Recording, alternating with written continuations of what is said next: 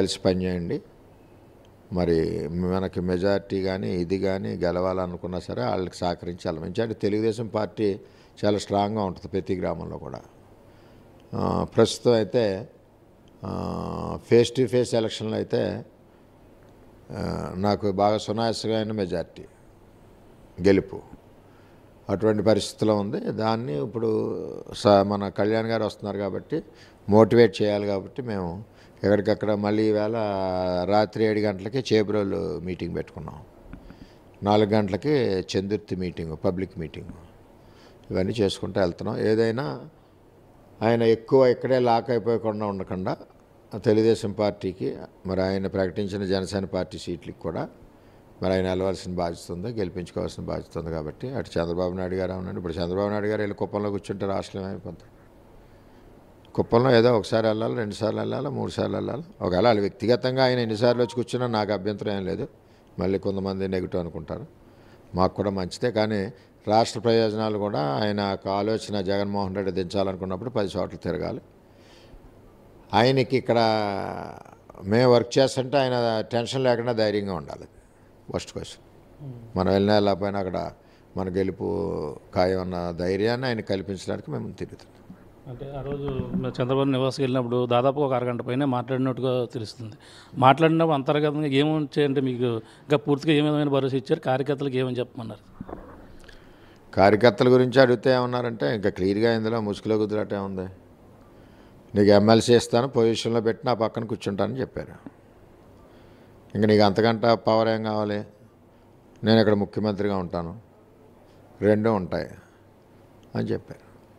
నేను మెయిన్ కార్యకర్తల గురించి ఆలోచించాను తప్పితే ఈ పదవుల గురించి వీటి గురించి నేను ఏదో ఆలోచించి చేసింది ఏం లేదు. కష్టపడ్డాం కదా, మేమెందుకు వదిలేసుకోవాలని ఆలోచించాం తప్పితే కొన్ని మాకు కూడా ఆవేశంలో, కార్యకర్తల ఆవేశంలో మాటలు కూడా మేము ఒక కార్యకర్తలు ఇంపార్టెంట్గా వినవలసి వస్తుంది. దూరదృష్టితో ఆలోచిస్తే ఇది ఆయనకి ఎలక్షన్ చేయడం అవసరం అని కూడా మాకు అర్థమైంది. ఒక రాష్ట్ర అధ్యక్షుడు అడిగాక ఏమన్నారు? ఇప్పుడు చంద్రబాబు నాయుడు గారు ఒక సీట్ అయింది అడిగారు అనుకోండి, నాకు కావాలి నేను నిలబడుతున్నాను, ఆయన కూడా ఏమనలేరు.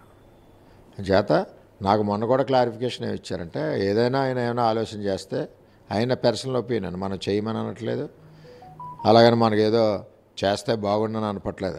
ఆయన ఆల్రెడీ వచ్చేసారు, ఇక్కడికి వస్తే మేము ఆ పని చేసుకుంటూ వెళ్తున్నాం. ఒకవేళ వెళ్తే మట్టుకు వర్మ నువ్వే కంటెస్ట్ చేయాలని కూడా నాకు చెప్పారు.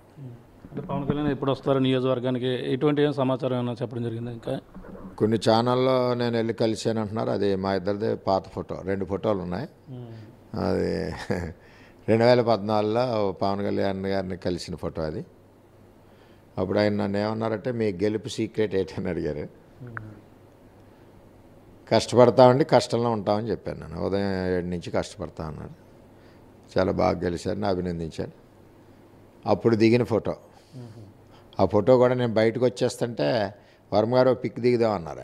ఆయన భలేవారు సార్ అని నాకు కడుపులో అడగాలని ఉంది, బాగోదేమని నేను అనుకున్నాను. ఆయన అన్నారు, బయటకు వచ్చి ఫోటో దిగం వచ్చాం. అప్పుడప్పుడు అవి వాడుతుంటారు జన సైనికులు. మేము సిన్సియర్గా చంద్రబాబు చెప్పిన ప్రకారంగా ఆయన ఎలక్షన్ మేము చేసుకుని పోతాం అంతే. వాళ్ళు యుద్ధం చేయాలనే కోరిక 5 ఏళ్ళు పనిచేయడం దేనికంటే ఎలక్షన్ చేయడానికే. ఇక్కడ ఫ్రీ హ్యాండ్ సెన్స్ ఏంటంటే ఇంకా ఎలక్షన్ గట్టిగా ఉండడానికి, ఇంకా బాగా పోరాడడానికి,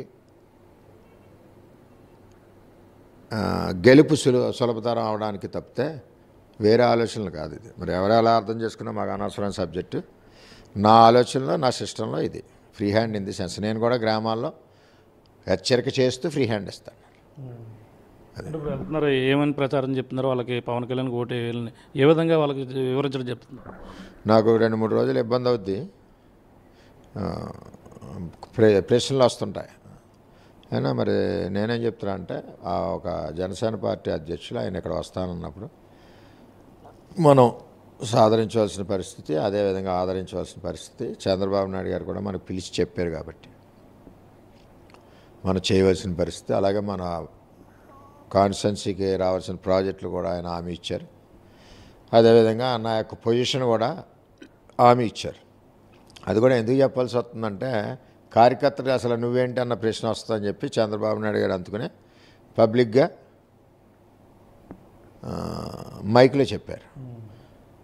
అది ఒక కార్యకర్తలుగా సందేశం వెళ్తాను. అంటే ఎవరికి కూడా ఈ విధంగా చెప్పరు, రాష్ట్రంలో ఎవరు కూడా హామీ ఇచ్చిన విధంగా అధ్యక్షుడు ఈ విధంగా చెప్పడం అనేది అవన్నీ కూడా ఎలా చూడాలి? మరి నష్టం కూడా అంత ఎత్తునే జరిగింది కదా ఇక్కడ. నాకేంటంటే 5 ఏళ్ళు కష్టపడతాం మేము. టికెట్ వచ్చేసరికి ఇబ్బంది పడుతున్నాం. ఆ మార్పులు కూడా కేడర్ కూడా ఆ ఇబ్బందులో ఉన్నారు. ఏంటి ఇలాగా హార్డ్ వర్క్ చేస్తుంటే మనకు ఇబ్బంది. సరే, ఇప్పుడు వచ్చిన ఇబ్బంది అది ఎవరు ఊహించిన ఇబ్బంది కాదు. ఎక్కడో చోట సాక్రిఫై చేయాలి. అది నేను అవ్వచ్చు, ఇంకోళ్ళు అవ్వచ్చు. సార్ కూడా చెప్పారు కదా, భీమవరం వెళ్తామని అనుకున్నారు, వెళ్ళలేదని. సరే, ఇక్కడికి వచ్చారు. సరే, ఫ్రెండ్లీగానే చేస్తే మాకు ఇబ్బంది ఏం లేదు. ఎలక్షన్ ఫ్రెండ్లీగా చేస్తాను, అందులో తేడా లేదు. ఆయన కూడా సార్ కూడా చెప్పారు మనం ఎట్టి పరిస్థితుల్లో గెలిపించాలని. అదే ప్రజలకి మీటింగ్లో నేను అదే చెప్పడానికి ఈవేళ ఫస్ట్ మీటింగ్ చందుర్తిలో పెడుతున్నాం. దాదాపు అంటే 2014 చూసుకుంటే అక్కడ 4 కామన్, 2024 ఇక్కడ 4 కామన్. మీరు ఇండిపెండెంట్కి దాదాపుగా వెళ్ళిపోయి 47,000 ఓట్ల మెజార్టీతో అప్పుడు 2014లో నెగ్గారు. ఇప్పుడు అదే ఆదరణ ఇప్పుడు నియోజకవర్గ ప్రజలు ఉండి వాళ్ళు ఇండిపెండెంట్గా వెళ్ళాలని బాగా పట్టుబట్టారు. కానీ ఈ నిర్ణయాన్ని ఎంతకు అలా తీసుకోవాల్సి వచ్చింది? ఇది 2014 రిజల్ట్సే. అంటే ఒకటి తెలుసుకోవాల్సింది అంటే రాష్ట్రంలో ప్రజలందరూ కూడా కులాల మీద ఎలక్షన్ అన్నది ఎక్కడా జరగదు. ఒకే కులం ఎలక్షన్ చేస్తే జరగదు. నాకు అన్ని కులాలు కలిస్తేనే వర్మ. నేను ఏ కులానికి పెద్దపీట వేయలేదు, చిన్నపీట వేయలేదు. అన్ని కులాలని ప్రేమించాను. అన్ని కులాలు కలిస్తేనే వర్మ. అది నాకు ఇక్కడ మెయిన్ నా హార్డ్ వర్కే నాకు శ్రీరామ రక్ష. నేను అవసరమైతే ఆఖరి నాకు కారు ఎక్కి కూర్చుని ఓపుకుంటే చాలు, నేను తిరుగుతుంటాను. కరోనా ఉంది ఇంట్లో, ఫ్యామిలీ కూడా భయపడేవారు. ప్రజలు ముఖ్యం, మనకి ఫ్యామిలీ ముఖ్యం కాదని ధైర్యంగా 3.5 ఏళ్ళు తిరిగాను నేను.